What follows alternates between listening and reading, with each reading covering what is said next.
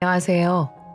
심심한 제 인생의 유일한 낙은 라디오에 나오는 사연을 들으며 카페에 앉아 있거나 운전을 하는 것입니다.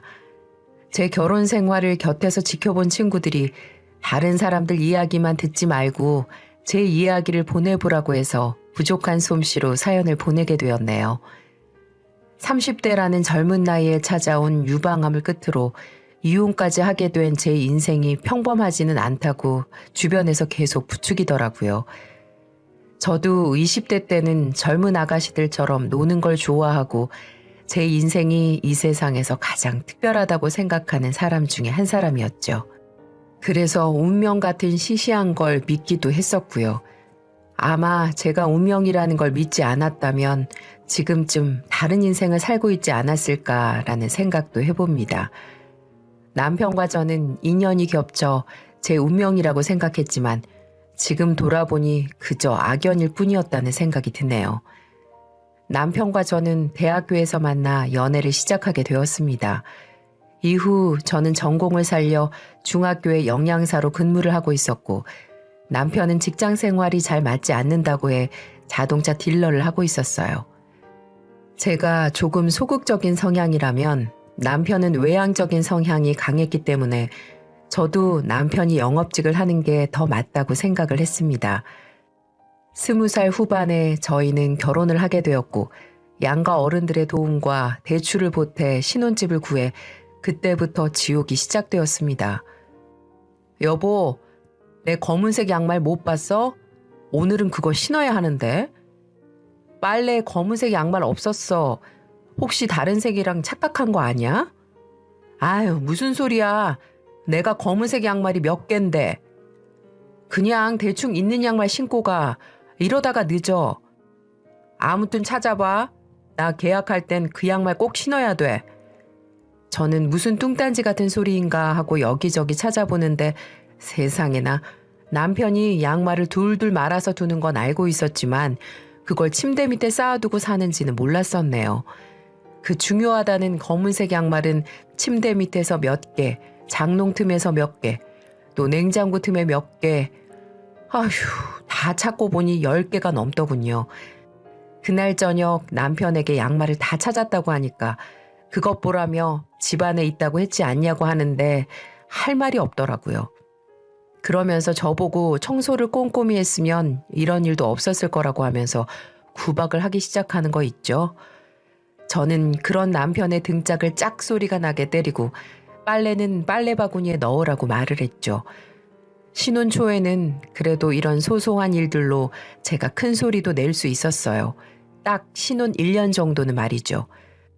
제가 중학교에서 영양사로 일을 하고 있다고 말씀드렸듯이 저는 급식의 전반적인 것을 관리하죠. 그런데 그게 결혼 이후 제 발목을 잡을 거란 생각은 전혀 하지 못했습니다. 바로 시어머니라는 사람이 그걸 이용해 먹으려고 하더라고요. 예, 우리 집에 반찬이 떨어졌는데 너희 집에서 좀 가져가도 되지? 지금 집에 아무도 없어서 제가 주말에 가져다 드릴게요. 드시고 싶으신 거 있으면 말씀해 주세요, 어머니. 내가 지금 너희 동네 와 있는데 너 올 때까지 내가 어디서 기다리니? 그냥 비밀번호만 좀 알려줘. 그래도 빈집에 들어오시는 건 좀... 아니면 오빠한테 전화해서 같이 가시겠어요? 너는 왜 일하는 애 오라 가라 시켜? 내가 뭐 훔쳐가기라도 할까 봐서 그러니?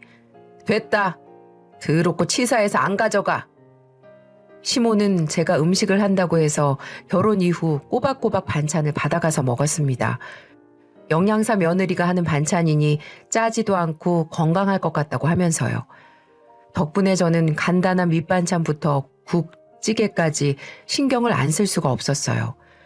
남편은 그날 집으로 들어오더니 자기 엄마를 무시하냐고 하면서 결혼 이후 처음으로 폭력적인 모습까지 보였습니다.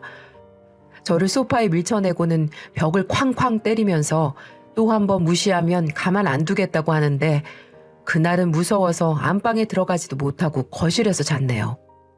그래도 종종 남편이 폭력적인 모습을 보이기는 해도 저에게 직접적으로 폭력을 휘두른 적은 없었기 때문에 그때까지만 해도 살면서 고쳐질 부분이라고 믿었어요. 그리고 저는 30에 임신을 하게 되었습니다. 제가 임신을 하고 나니 남편은 책임감을 느끼기라도 한 것처럼 매번 늦잠을 자서 지각하던 직장에도 꼬박꼬박 나갔고 일도 더 열심히 하는 것 같더라고요. 주말에는 고객들을 만나러 강원도까지도 다녀오는 남편의 모습을 보고 아기가 복덩이라고 생각하며 지냈었네요. 그리고 임신 후 몇 주가 지나지 않았을 무렵 남편은 돌연 저에게 큰 돈을 빌려달라고 했고 저는 고객차에 문제가 생겨 본인이 배상을 해야 한다는 말에 쌈짓돈을 내어주었어요. 걱정이 되긴 했지만 이후 남편도 별 말이 없길래 무탈하게 해결이 되었다고 생각을 했고 몇 달이 지났습니다. 저는 얼마 뒤 원인을 알 수 없는 등 쪽 통증에 일상생활에 불편함을 느꼈고 가슴에 멍울 같은 묵직한 느낌이 들어서 결국 산부인과를 찾아가게 되었어요. 산부인과에서 증상을 보더니 바로 유방 초음파를 비롯한 조직 검사를 하자고 했고 배까지 뭉치는 느낌에 결국 입원까지 하게 되었죠. 그때 남편은 강원도 출장 중이라 며칠을 친정어머니께서 곁에서 도움을 줬습니다. 입원해 있는 동안 조직 검사 결과가 나왔고 저는 충격적이게도 유방암이라는 소식을 듣게 되었어요. 친정어머니께서는 저와 뱃속의 아기에게 충격이 갈까봐 한참을 뜸을 들이고 시간을 두며 천천히 이야기를 해주셨고 처음에는 실감이 나지 않아 멍하니 있기만 했습니다. 그러다 병원에서 큰 병원으로 가라는 말을 했고 그제야 저는 실감을 하게 되었어요. 여보, 나 괜찮겠지? 우리 애기도 괜찮겠지? 수술하면 괜찮겠지. 근데 그거 수술하면 가슴도 잘라내고 그런 거 아니야? 나도 잘은 모르는데 그런 사람들이 많은 것 같긴 하던데. 가슴 좀 없으면 어때? 괜찮아. 당신이랑 애기만 건강하면 돼. 당신은 아무 걱정하지 마. 고마워. 어머니께도 안부 전해주고. 당신은 병원에 같이 못 가는 거지? 난 강원도에 법인 계약권이 있어서 장모님한테 부탁드려야겠어. 미안해, 여보.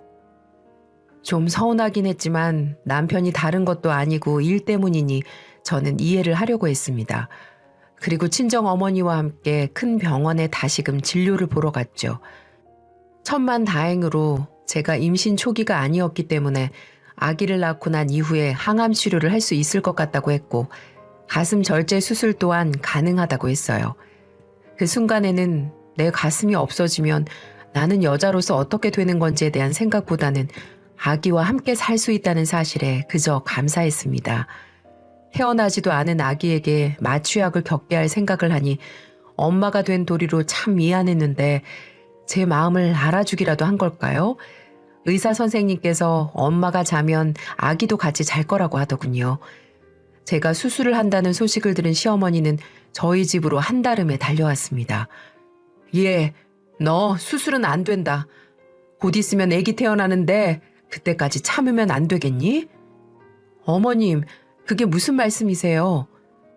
아니, 어떻게 태어나지도 않은 애를 마취를 시켜. 그러다 애가 잘못되기라도 하면 너라고 마음 편하겠니? 그냥 지금처럼 몇 달만 있다가 수술하면 되잖니. 그리고 아기가 곧 태어나면 모유도 먹여야 하는데 엄마가 됐으면 애기 모유라도 든든히 먹여야 애한테도 좋은 거다. 아니다. 암 걸린 가슴이면 모유도 위험하려나? 아무튼 우리 손주한테 해로운 건 절대로 안 된다. 어머님, 제 아기인데 어머니보다 당연히 제가 더 생각하고요. 아기한테 위험한 일이면 저도 안 합니다.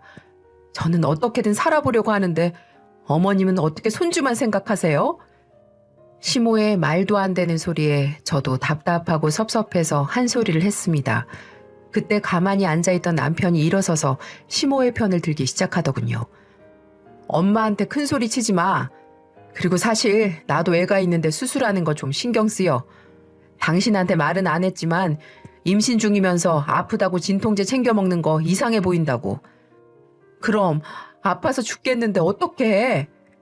나는 어떻게 아픈지 모르겠고 엄마라면 아기를 위해서 그 정도 고통은 참을 수 있는 거 아니야?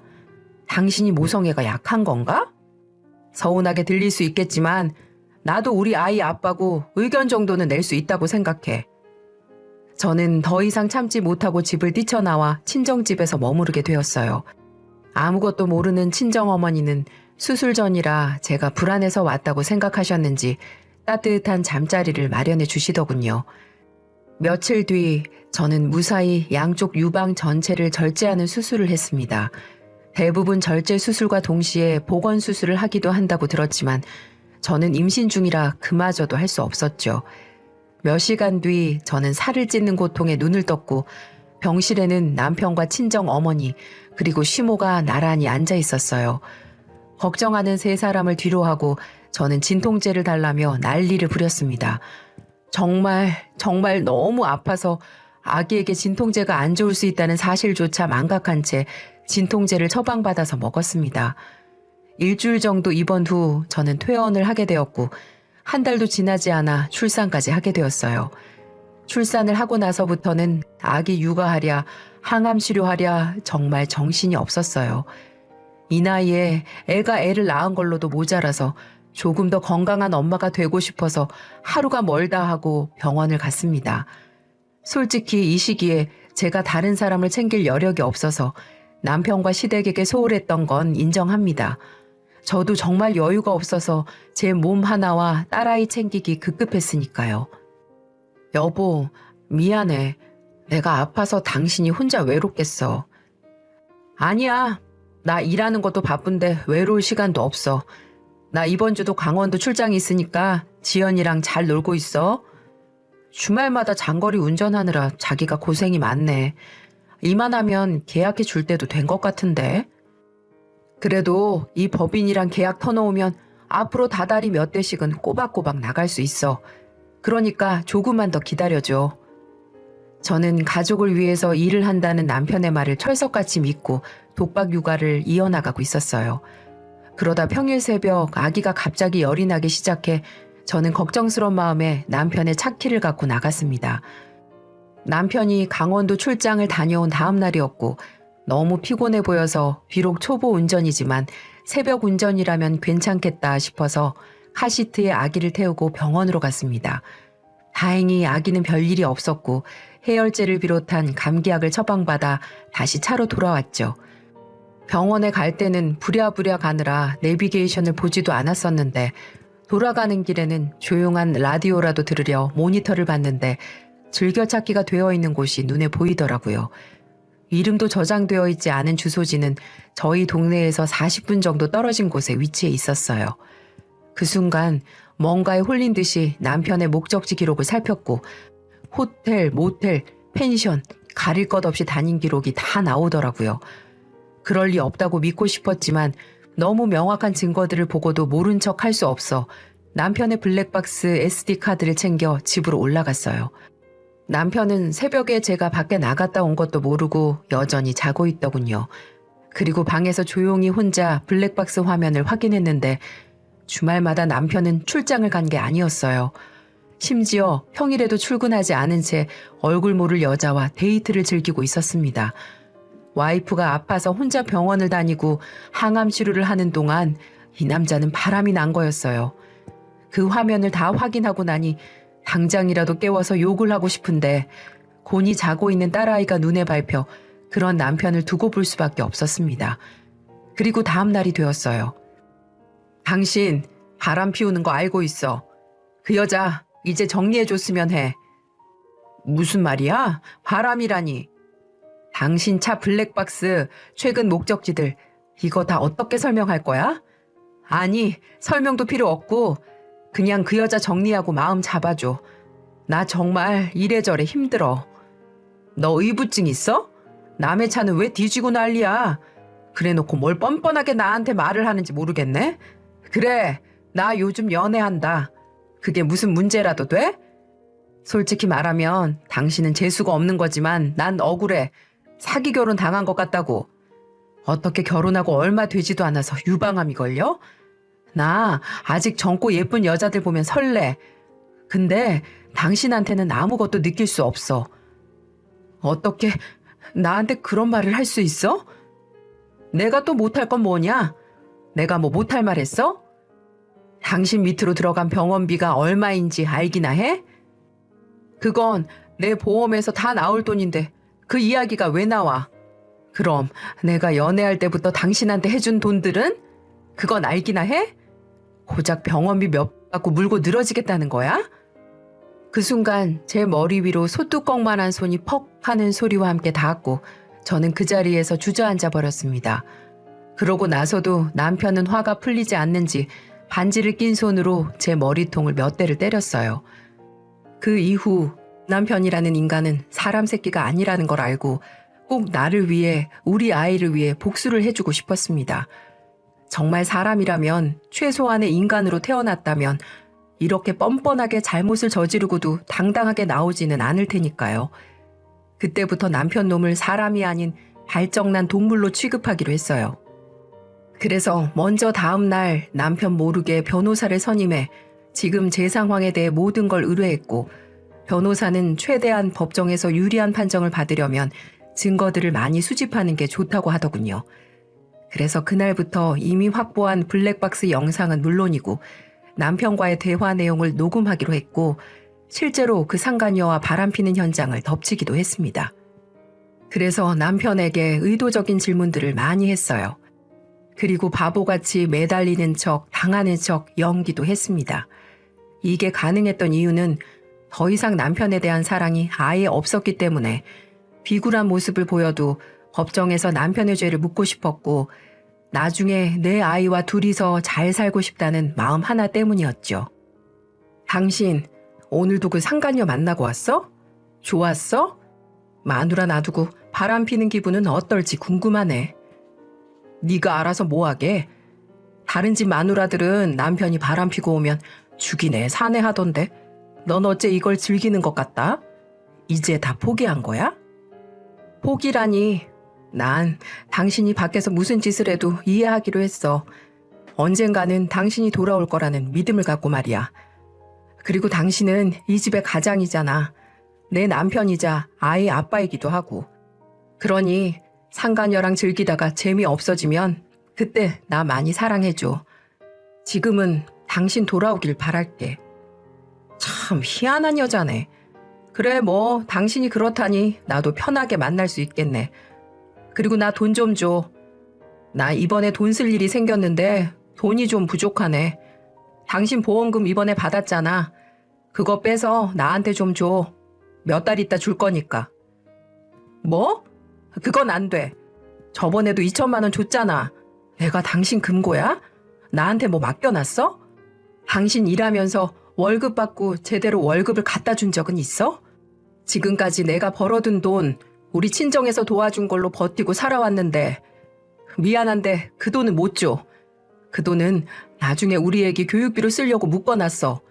돈 필요하면 사채를 쓰든지 시댁에 빌리든지 그건 당신이 알아서 해. 저는 정말 그 돈은 줄 수 없었어요. 왜냐면 그 돈을 주면 남편에게서 못 받을 거 안 봐도 뻔했으니까요. 그리고 그 돈은 남편과 이혼을 하게 되면 저와 제 아이가 이 세상을 살아가면서 꼭 필요한 돈이기도 했으니까요. 그러자 남편은 갑자기 화를 내기 시작하더니 제게 또 손찌검을 하기 시작하더군요. 제가 소리를 지르고 아기도 울면서 소리를 지르기 시작했어요. 여름이라 창문을 열어두어서 그런 건지 다행히 동네 주민분들이 신고를 해줬고 저는 경찰이 올 때까지 15분 동안 꼼짝없이 맞았습니다. 상황의 심각성을 안 경찰이 거칠게 문을 두드리자 그제야 정신을 차린 남편은 저를 내버려두고 밖으로 나갔고 그 자리에서 경찰에 끌려갔어요.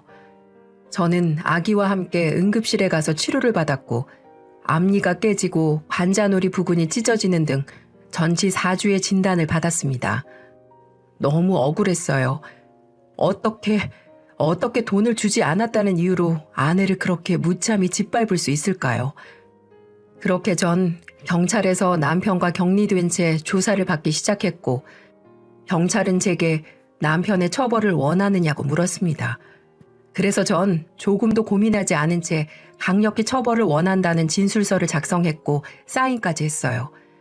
그리고 진단서, 그동안 피멍사진 등을 추가로 제출했고 경찰은 요즘 세상에 이렇게 가정폭력을 하는 사람이 있냐면서 혀를 끌끌 차더니 검찰로 넘어가면 검사님이 판단을 하실 거라고 기다려보라고 하더군요. 그 소식을 들은 남편은 정말 자신이 잘못될 거라는 걸 예상을 했는지 갑자기 제게 와서 평소에 하지 않은 행동들을 하기 시작했어요. 제가 아기를 보고 있으면 집안 청소를 하기 시작했고 빨래에 설거지에 심지어는 제게 음식을 해서 갖다 바치는 겁니다. 정말 다시 한번 느꼈네요. 이 사람은 자기가 불리해지면 간이고 쓸개고 다 퍼줄 간사한 새끼라고요. 여보, 많이 아팠지? 내가 갑자기 흥분해서 그랬어. 내가 정말 미안해. 이렇게 사과할게. 당신 화 안 풀리면 내가 때린 만큼 나 때려도 좋아. 아휴, 난 정말 남자 새끼도 아니야. 어떻게 여자를 때리다니. 그것도 애기 보는 데서 마누라를. 정말 미안하다. 아니야. 내가 맞을 짓을 해서 맞은 거지. 진작 당신 말대로 돈을 빌려줬더라면 이렇게 얼굴이 망가지도록 맞지 않았을 텐데 내 생각이 짧았어. 그러니까 나한테 미안해하지 않아도 돼. 나도 잠깐 화가 나서 당신을 고소했지만 곧 취하할 생각이야. 그러니 안심하고 이렇게 평소에 하지 않은 짓 안 해도 돼. 그냥 평소처럼 행동해. 난 그런 모습이 당신 멋있어 보이더라. 정말? 고소 취하해 준다는 거지? 아우, 역시 당신밖에 없어. 그럼 나 밖에 좀 다녀올게. 애기 잘 보고 있어. 왜? 이 시간에 어딜 가게? 또 그 상간녀 만나러 가는 거야? 아유, 그건 당신이 알 필요 없고 몸조리나 잘하고 있어. 참, 저 인간은 역시나는 역시나였습니다. 하지만 전 속으로 쾌재를 부르고 있었어요. 사실 제가 남편한테 고소를 취하해 준다는 얘기는 새빨간 거짓말이었거든요. 제가 고소를 취하지 않고 버틴다면 남편의 간사한 행동들을 당분간 계속 봐야만 했고 남편이 계속 이것에 대해 촉각을 세울 것 같았거든요. 그래서 남편에게 고소를 취하해 준다고 하면 남편이 이 사건에 대해 느슨해지고 더 상간녀와의 더러운 만남을 지속할 수 있을 것 같아 제 나름대로 머리를 쓴 거였어요. 그러면 이혼 소송도 제게 유리한 쪽으로 받을 수 있을 거고 형사로 법적 처벌까지 받을 수 있을 거라고 생각했으니까요. 전 2마리의 토끼를 잡으려고 부글부글 끓는 속을 달래가며 아무렇지 않은 척 남편을 대했습니다. 그리고 다음날 전 상간녀를 찾아갔어요. 변호사 선임하면서 상간녀의 직장과 정보를 알아내기 위해 흥신소에 의뢰를 해놓은 상태라 어디서 일하는지도 알 수 있었죠. 상간녀는 광고회사 일을 하고 있더군요. 규모가 크지 않은 회사였지만 사무실은 좋아 보였습니다. 그리고 전 광고를 문의하는 척 들어갔다가 상간녀 김지숙을 찾기 시작했어요. 그러더니 얼마 후 몸무게가 한 70kg가 넘어 보이는 여자가 제게 와서는 제게 김지숙이라고 말을 해주더라고요. 좀 놀라지 않을 수 없었어요. 보통 남자들은 바람을 피면 자기 마누라보다 더 예쁘고 날씬한 여자를 좋아하지 않나요? 근데 이 여자는 저보다 몸무게가 15kg나 더 나가 보였고 화장은 얼마나 떡칠을 했는지 같은 여자가 봐도 무슨 꿀꿀거리는 돼지처럼 생겼더라고요. 왠지 모르게 이 여자에게 밀렸다는 사실이 살짝 자존심도 상했습니다. 안녕하세요. 절 찾으셨다고 들었는데 무슨 일이시죠? 절 사무실 안에 있는 룸으로 안내를 하고는 그 여자가 제게 묻기 시작했습니다. 당신이 김지숙이에요? 저 박정철 아내 되는 사람입니다. 이만하면 제가 왜 왔는지 아실 것 같은데요. 아, 근데 왜요? 왜 찾아오셨는데요? 그쪽이 남편 간수 잘못해서 남편 뺏긴 거 가지고 왜 남의 직장까지 찾아와서 이러시는 거죠? 전 더 이상 할 말 없는 것 같으니까 어서 돌아가 주세요. 그러지 않으시면 경찰 부를 겁니다. 야, 김지숙, 너 거기 안 서? 인연이 말로 해서는 안 될 년이구만. 남편 간수 못해서 바람핀 거 가지고 왜 그러냐고? 그게 애 엄마가 할 소리야? 너도 네 남편 따로 있잖아. 애는 2명이나 있고. 그런데 그런 말이 나와? 제가 사무실에서 소리를 지르자 거기서 일을 하는 사람들이 저희를 보고 웅성웅성거리기 시작했습니다. 상간녀도 그 모습을 보고 그때부터 다시 자리에 앉아 차분히 얘기를 하자고 하더군요. 자녀가 있는 사람이 다른 남자랑 그것도 가정 있는 남자랑 바람을 펴야 되겠어? 네 가족한테 부끄럽지도 않아? 자, 지금부터 내가 너한테 조건을 제시할 거거든? 네가 어떤 걸 선택할 건지는 네 자유야. 하지만 네가 뭘 선택하느냐에 따라서 네 인생이 앞으로 달라지게 될 거야. 말할게. 먼저 나 너랑 대화한 거 녹음하고 있어.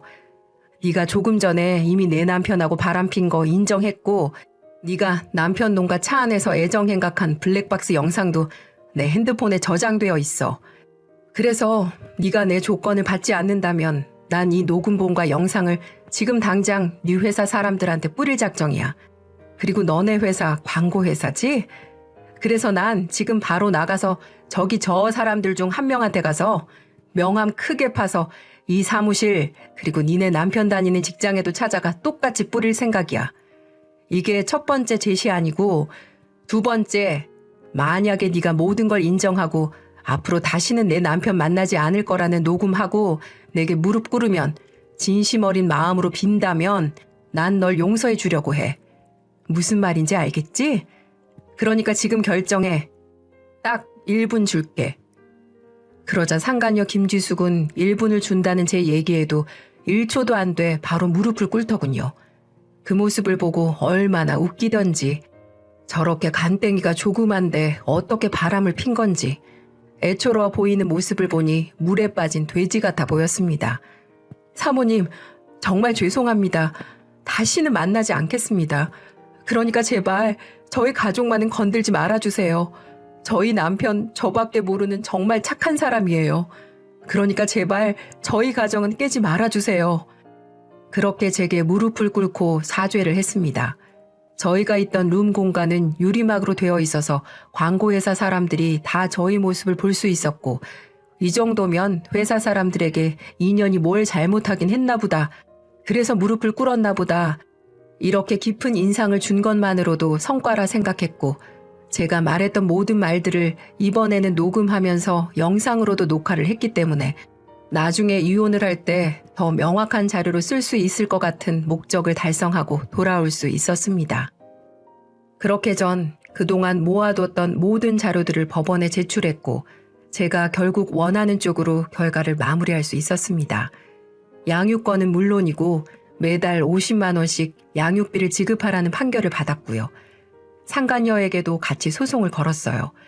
제게 무릎 꿇고 반성을 하면 용서를 해준다는 사실은 다 뻥이었습니다. 제가 미쳤나요? 절 그동안 농락하고 저희 가정을 깨뜨린 미친년에게 그런 자비를 베풀면 안 되겠죠. 그렇게 말했던 건 재판에서 유리하게 만들기 위해 제가 만들어 놓은 쇼에 불과했습니다. 그녀는 제가 해놓은 덫에 걸린 거고요. 덕분에 제 소송장이 그 상간녀의 집으로 가서 그걸 마침 그 집 남편이 봤나 보더라고요. 그래서 결국은 그 착하다고 한 남편은 그 상간녀를 용서하지 않았고 집에서 쫓아버렸다고 합니다.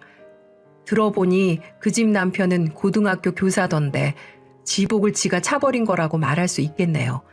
그리고 얼마 후 제게 전화가 왔습니다. 야, 이년아, 무릎 꿇고 반성하면 나 용서해 준다면서 왜 한 입 가지고 두 말 하는 건데? 너 때문에 내 인생 거지 됐어. 회사에서도 다 알아버려서 잘리고 내 인생 어떻게 책임질 건데 양육권, 재산권 모두 뺏기게 생겼다고. 뭐? 년? 아우, 역시 꼴 같지도 않은 것들이 욕을 하더라고. 그리고 내가 그렇게 말했다고 믿은 네가 등신이지. 너 같으면 네 남편이 다른 여자랑 바람 폈는데 그 여자 용서해 주겠냐? 어떻게 그런 머리로 이 세상을 살았을까? 너같이 바람피고 남에게 피해주는 종족들은 이 세상에서 싸그리 없어져야 돼. 그걸로 인해 제일 피해보는 사람들이 누군 줄 알아? 우리 어른들이 아닌 자식들이더라고. 내가 마지막으로 하나만 충고하는데 지금부터라도 정신 차리고 살아. 자식들 이름이라도 부르고 싶으면 앞으로 절대 전화하지 말고. 아참, 그리고 위자료 잘 준비해 두고. 그렇게 울부짖는 상간녀의 전화를 끊고 얼마나 통쾌했는지 모릅니다. 그리고 제 남편은 어떻게 됐냐고요? 전 조금 전에 말씀드렸다시피 고소를 취하하지 않았고 결국은 집행유예 2년, 벌금 500만 원이 나왔더라고요. 남편은 뒤늦게 알고서는 왜 취하해 준다면서 안 했냐며 난리를 쳤지만 그게 이제 저랑 무슨 상관인가요? 사람이 잘못을 했으면 벌을 받아야 되는 거 아닐까요? 그 덕분에 남편은 평생 정과가 남게 되었습니다. 그것도 자기 마누라를 팬 폭력 정과가 말이죠. 그 이후 남편은 뒤늦게 정신을 차렸는지 제게 미안하다며 다시 합칠 것을 요구했지만 전 당연히 거절했죠. 시모도 와서 제게 살살 빌었지만 마찬가지로 당신 같으면 너네 아들과 살 것 같냐? 라고 말하며 보내버렸습니다. 그렇게 저의 결혼 생활은 막을 내렸습니다. 지금은 제 아이와 함께 친정집에 들어가 살고 있어요. 이제는 아무 근심이 없다 보니 마음도 편하고 몸도 다 나은 기분이 드는 요즘입니다. 아직 완치 판정은 받지 못했지만 이제부턴 좋은 것만 생각하고 들으면서 우리 아이만 보고 살아가려고 합니다. 물론 친정엄마도 잘 모시고요. 지금까지 살면서 제가 지은 죄가 많아 저도 벌을 받았다고 생각하며 살고 있어요. 이제는 그런 일 2번 다시 겪지 않도록 열심히 살아가겠습니다. 잘못된 행동도 하지 않을 거고요. 벌써 겨울이 다가왔네요. 사연튜브는 최근부터 자주 듣는 채널인데 편집 잘해주실 거라고 믿고 이만 사연 줄이도록 하겠습니다. 여러분도 좋은 하루 보내시기 바랍니다. 감사합니다.